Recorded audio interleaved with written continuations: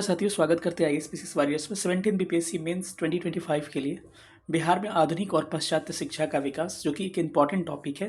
Development of modern and western education in Bihar, जो कि लगातार आपको हर साल सवाल यहाँ से पूछे जाते हैं। मतलब कि अदर तो गैपिंग होते हैं, लेकिन यहाँ से हर साल सवाल पूछे जाते हैं।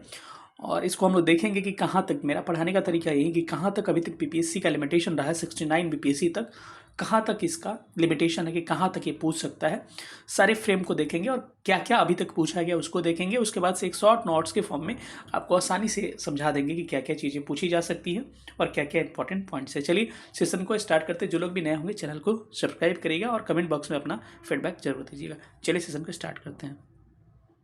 अगर हमारे साथ जुड़ना चाहते हैं तो आपकी 1500 फ़ी है, अभी फ़ी कम किया गया है, 1500 फ़ी है और आप इनरोल कर सकते हैं। इसके लिए आपको 30 टेस्ट प्लस मिलेंगे।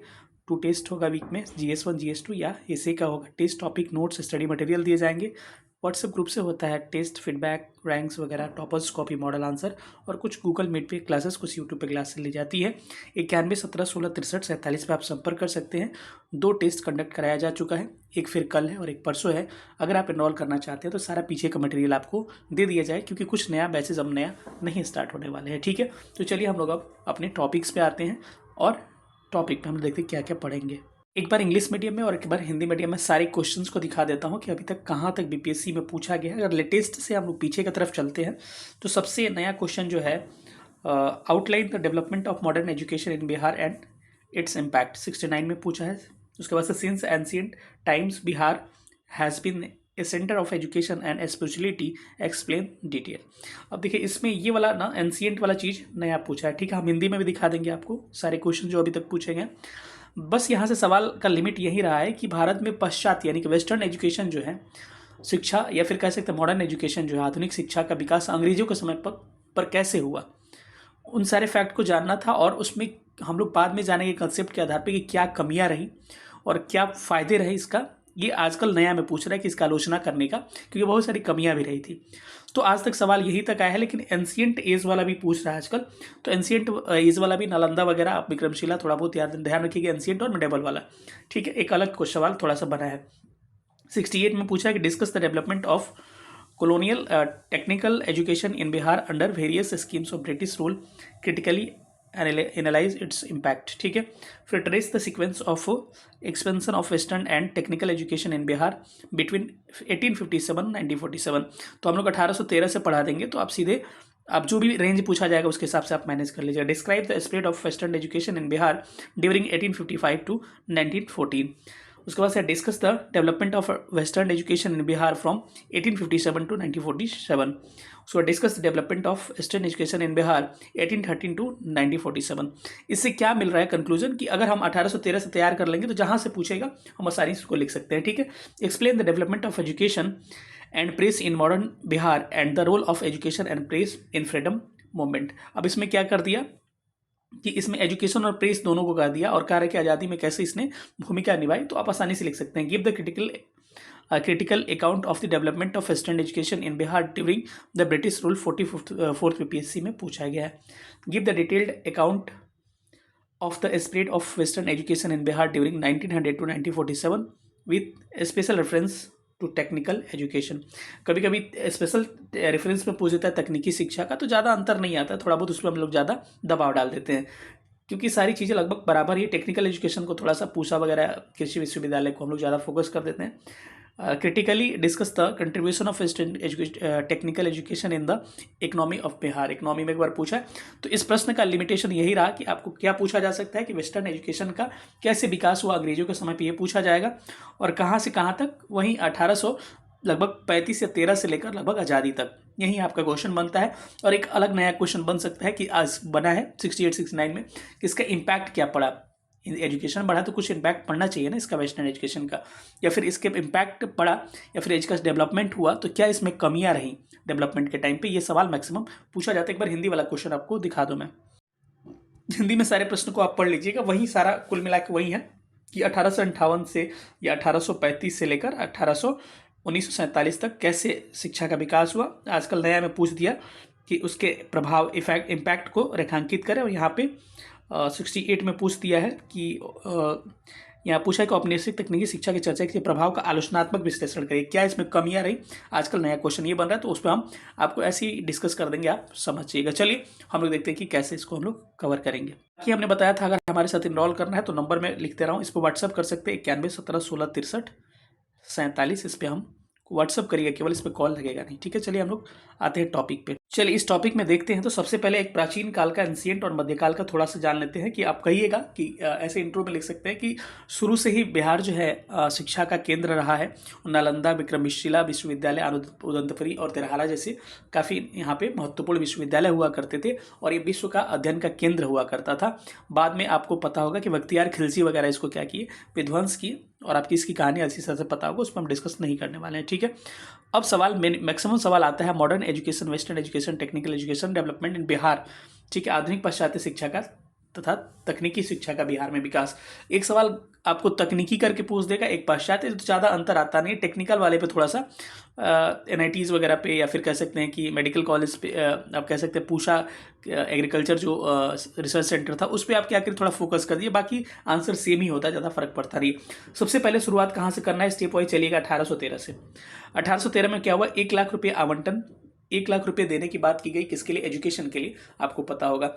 लेकिन जब मैकाले रिपोर्ट आता है, या फिर कह सकते हैं कि मैकाले का जो मैग्ना कार्टा आता है, जिसको शिक्षा का मैग्ना कार्टा कहा जाता है, इसमें क्या किया जाता है कि पाश्चात्य और इंग्लिश एजुकेशन के लिए क्या किया था, 1 लाख रुपये खर्च स्पेशल इंग्लिश लैंग्वेज के लिए करने की बात कौन करता है, लॉर्ड विलियम बेंटिक करता है, क्योंकि उस समय गवर्नर जनरल वहीं रहता है, ठीक है। तो introduce western education and announce to spend the allotted funds for the spread English language, ठीक है। मतलब कि इंग्लिश के विकास के लिए क्या किया गया, 1 लाख रुपये का आवंटन यहाँ से स्टार्ट कर दिया गया। तो यहीं से शुरुआत हो जाता है पाश्चात्य शिक्षा का। तो ये पॉइंट नहीं भूलना चाहिए। बाय द वे मैं बताऊंगा कि कुछ पॉइंट अगर मिसिंग होता है तब भी कोई बात नहीं, लेकिन ये पॉइंट आपको नहीं भूलना है। और उसके बाद से क्या किया गया, पूर्णिया में, पटना में, आरा में, बिहार शरीफ में, भागलपुर में, मुजफ्फरपुर में जिला स्कूल खोले गए, डिस्ट्रिक्ट स्कूल्स खोले गए। अब इसके बाद से यानी कि आपको क्या करना है, 1813 में बता देना है कि 1 लाख रुपये आवंटन की बात की गई, लेकिन इंग्लिश और वेस्टर्न एजुकेशन के लिए ये आवंटन किया जाने लगा विलियम बेंटिक के बाद से। उसके बाद से जिला स्कूल, डिस्ट्रिक्ट स्कूल्स खोले गए, कहाँ कहाँ पे नाम एक बार देख लीजिएगा। अगले स्टेप में चलते हैं। तो इसके बाद से चार्ल्स वुड डिस्पैच नीति आती है, तो जिसमें आपको कलकत्ता यूनिवर्सिटी की स्थापना की जाती है। आपने प्रीलिम्स में पढ़ा होगा कि 1857 में कलकत्ता, मद्रास और बम्बे में यूनिवर्सिटीज़ खोलते हैं, ठीक है। लेकिन बेसिकली इसका इनॉग्रेशन जो था जनवरी 1858 में किया गया। हम लोग कलकत्ता से मतलब रखेंगे क्योंकि बिहार के बारे में कह रहा है, उस समय बिहार कोलकाता लगभग मिक्स था, ठीक है। उसके बाद से ये वाला पॉइंट आपको नहीं बोलना है, वेरी वेरी इंपॉर्टेंट पॉइंट। आपके आंसर में ये पॉइंट नहीं रहेगा ना, मार्क्स नहीं मिलेंगे। उसके बाद से चार्ल्स वुड डिस्पैच के तहत ही 9 जनवरी 1863 में पटना कॉलेज खोला गया, किसके लिए, हायर एजुकेशन के लिए, उच्च शिक्षा के लिए, ठीक है। उसके बाद से बिहार साइंस सोसाइटी खोला गया 1872 में। उसके बाद से 1874 में सर्वे विद्यालय, सर्वे स्कूल्स किसको कहा जाता है, यही बाद में चल के 2004 में क्या बन गया, NIT पटना के नाम से विख्यात हुआ। फिर से एक बार कॉल करिए। चार्ल्स वुड डिस्पैच आया, जिसके तहत 1858 में कलकत्ता यूनिवर्सिटी की स्थापना की गई। उसके बाद से 1863 में 9 जनवरी को पटना कॉलेज खुला, किसके लिए, हायर एजुकेशन के लिए। उसके बाद से बिहार साइंस सोसाइटी की स्थापना कब की जाती है, 1872 में। 1874 में सर्वे स्कूल्स खुलते हैं, बाद में इसी का नाम 2004 में क्या पड़ता है, NIT पटना के नाम से जाना जाता है। 1883 में, ये सब पॉइंट 1-2 मिस करिएगा तब कोई दिक्कत नहीं, लेकिन ये सब इंपॉर्टेंट है, ध्यान रखिएगा। 1883 में TBN कॉलेज भागलपुर बना, और 1886 में स्टेप वाइज एकदम है, देखिए 83 के बाद से 86 में मोहम्मडन एंग्लो अरबिकी स्कूल जो है 1886 में बना, और 1899 में लंगर सिंह कॉलेज मुजफ्फरपुर बना। ये भूमिहारों द्वारा बना हुआ कॉलेज था, पहले भूमिहार से ही इसका क्या था, नामकरण था, लेकिन बाद में चल के इसका लंगर सिंह कॉलेज नाम रख दिया गया। 1899 में स्टेब्लिश हुआ। सबसे इंपॉर्टेंट टेक्निकल एजुकेशन के लिए 1902 का वर्ष रहता है, जब अमेरिकी एक हेनरी फिलिप जो हैं उनके द्वारा agriculture research centre and experimental form खोला जाता है, कहाँ पर, पूसा में। तो ये इंपॉर्टेंट पॉइंट है, बाकी कुछ याद रहे चाहे नहीं, 1902 पूसा वाला आप ध्यान रखिएगा। इसके बाद से सेडलर भाई की कहानी खत्म होता है, तब चार्ल्स वुड डिस्पैच की कहानी खत्म होती है। उसके बाद से आते हैं सेडलर आयोग, कब, 1917 में, ठीक है। अब इसके तहत 1917 में क्या होता है कि पटना जो कॉलेज आप सुन रहे थे वो पटना यूनिवर्सिटी बन गया, किसके लिए, हायर एजुकेशन के लिए। और 1919 में क्या किया गया, इसी पटना यूनिवर्सिटी में 2 अलग से डिपार्टमेंट स्थापित किए गए, एक फिजिक्स का दूसरा केमिस्ट्री का। ठीक है। इसके बाद से डिप्लोमा डिग्रीज के लिए भी बहुत सारे कॉलेजेस वगैरह खोले गए। ठीक है। 1926 में एक बना Indian school of mines Dhanbad. ठीक है। इसका हिंदी आप देख लीजिएगा, लेकिन इंग्लिश ज़्यादा आसान है इसीलिए इंग्लिश इसका बोल रहा हूँ कि इंडियन स्कूल ऑफ माइंस जो है इसको आईएसएम धनबाद कहा जाता है, जैसे कि आईआईटी धनबाद भी कई लोग इसको कहते हैं, क्योंकि ये आईआईटी का ही एक तरह से रूप है। तो इसको Indian school of mines Dhanbad कहते हैं। 1926 में स्थापित किया जाता है। उसके बाद से 1928 में पटना साइंस कॉलेज बनता है, ये भी इंपॉर्टेंट है, इसको थोड़ा ध्यान रखिएगा। 1928 में पटना साइंस कॉलेज बनता है। 1927 में पीएमसीएच बनता है। और 1 मिनट रुक जाइए, वही मेरे को मिसिंग लगा, 1947 में डीएमसीएच बनता है। ठीक है, ये मिसिंग पॉइंट है। 1947 में कई जगह 40 भी दिया है, लेकिन ध्यान रखिएगा पीएमसीएच आपको बनता है कब, पीएमसीएच बनता है कब, 1927 में। और 1948 में क्या बनता है, दरभंगा मेडिकल कॉलेज। आप इसका फुल फॉर्म क्या होगा, 1927 में पीएमसीएच पटना मेडिकल कॉलेज हो गया, और 1947 में क्या बनता है, 1947 में डीएमसीएच बनता है। 1930 में आपको पता होगा पशु से संबंध के एक कॉलेज खोला गया था, वेटनरी कॉलेज पटना। आपको पता होगा यहीं बेली रोड के पास ही हम लोग के पास वेटनरी कॉलेज पटना, इसको थोड़ा सा ध्यान रख सकते हैं। ठीक है। उसके बाद से आगे चलेगा, तो अगर आपको कंक्लूजन अच्छा लेके चल रहा है तो एक पॉजिटिव अपने तरफ से अगर करंट सिनेरियो को लेके पूछेगा तो न्यू एजुकेशन पॉलिसी का डिस्कस कर सकते हैं। आईआईटी पटना 2008 में खुला था, एम्स जो है पटना 2012 में, आईआईएम गया जो है 2015 में, और दरभंगा एम्स जो है 2020 में इनॉग्रेशन किया गया इसका। ठीक है। अब हम चलते हैं, अगर अलग से कभी पूछ देता है कि महिला एजुकेशन का कैसे डेवलपमेंट किया गया, क्या क्या किया गया, तो उनके लिए 2 पॉइंट एक्स्ट्रा रख सकते हैं, या फिर उसी में मिला के लिख भी सकते थे, लेकिन हचपच हो जाएगा, इसीलिए हम अलग से इसको किए। एक सेंट जोसेफ कॉन्वेंट खोला गया था 1853 में, और 1914 में महिला शिक्षा की जांच के लिए बिहार और उड़ीसा सरकार के द्वारा एक कमेटी गठित की गई, जिसमें बांकीपुर, कटक में गर्ल्स स्कूल खुलेगा, इसमें इंटरमीडिएट की पढ़ाई करवाई जाती है।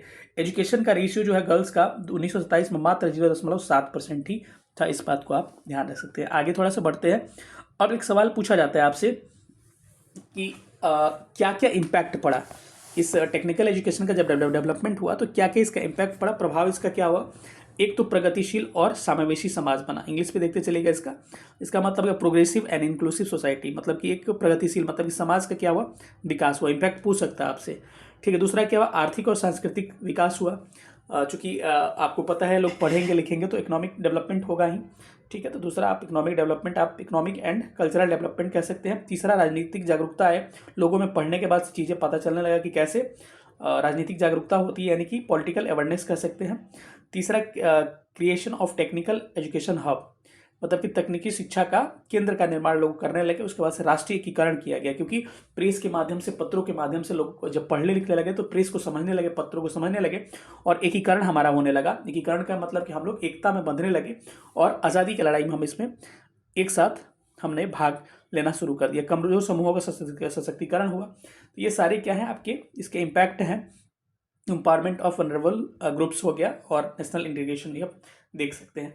अब एक सवाल आपसे पूछा जा सकता है, सवाल पूछेगा कि इसका ऐसे सवाल पूछेगा जो 68 में पूछा गया है कि औपनिवेशिक तकनीकी शिक्षा के विकास के क्रम में इसका आलोचनात्मक, इसके इम्पैक्ट का क्या करें, विवेचना करें या विश्लेषण करें। ठीक है। तो आलोचना इसका करना है कि जब टेक्निकल एजुकेशन बढ़ा या फिर वेस्टर्न एजुकेशन बढ़ा तो उसकी क्या कमियां रही। तो कमियां क्या रही मैं आपको बता दूं। सबसे पहली कमी ये रही कि सभी वर्गों को लाभान्वित नहीं कर पाया, केवल ये मिडिल क्लास को ही प्रभावित कर पाया, लोअर मिडिल क्लास को इम्पैक्ट नहीं दे पाया। दूसरी चीज़ की महिलाओं को ज़्यादा इम्पैक्ट नहीं दे पाया। आप लोग पॉइंट से हैं तो लिखते सकते हैं, मिडिल क्लास को इम्पैक्ट नहीं किया, महिलाओं को ज़्यादा इम्पैक्ट नहीं कर पाया। और तीसरा चीज़ है कि जो गरीब तबके के लोग थे, मतलब बात वही हो गया, उनको भी इम्पैक्ट नहीं कर पाया। और चौथा चीज़ है कि इक्का दुक्का क्या किए ये लोग, कॉलेजेस वगैरह खोले टेक्निकल एजुकेशन के लिए, मेडिकल एजुकेशन के लिए, इक्का दुक्का कॉलेज था जिनका रेशियो सही नहीं रहा, जिसके कारण क्या हो गया, ये भी कमी हम कह सकते हैं। ठीक है। और एक इनका ये था कि अधोमुखी निस्यंदन सिद्धांत जिसको कहते हैं, फिल्ट्रेशन थ्योरी जिसको कहते हैं, हाँ आपने पढ़ा होगा कि शिक्षा जो होगा उच्च वर्ग से निम्न वर्ग को आएगा, यानी कि निम्न वर्ग को क्या किया गया, अवहेलना यहाँ पर किया गया। आप आगे देखिएगा तो इसका एक बताया जाता है कि सर्वप्रथम गरीबी और बदहाली के कारण साक्षरता रेशियो ही कहा जा सकता है। आज़ादी के समय भी 1947 में मात्र 13% लोग क्या थे, मात्र लिटरेट थे। ठीक है, तो यही सारी चीज़ें हैं। आपको इसका कमी आपको जानना है कि क्या क्या इसका कमी हुआ। आपके फ़ायदे भी लिख सकते हैं कि आज़ादी में ये काम किया, लोगों को क्या किया, एम्पावर किया, सारा इम्पैक्ट मैंने बताया है। ठीक है, तो इस क्वेश्चन को आसानी से आप आंसर में लिख सकते हैं। कैसा लगा सेशन सब लोग कमेंट करके बताइएगा। मिलेंगे अगले सेशन, तब तक अपना ख्याल रखिएगा। बहुत बहुत धन्यवाद। Thank you so much. जय हिंद। और जिनको अगर जोड़ना होगा, इनरोल करना होगा, मैसेज कर सकते हैं। बाकी पीछे का सारा कंटेंट मिल जाएगा। 91 17 16 63 47 पे आप कर सकते हैं। Thank you so much. जय हिंद। Love you all.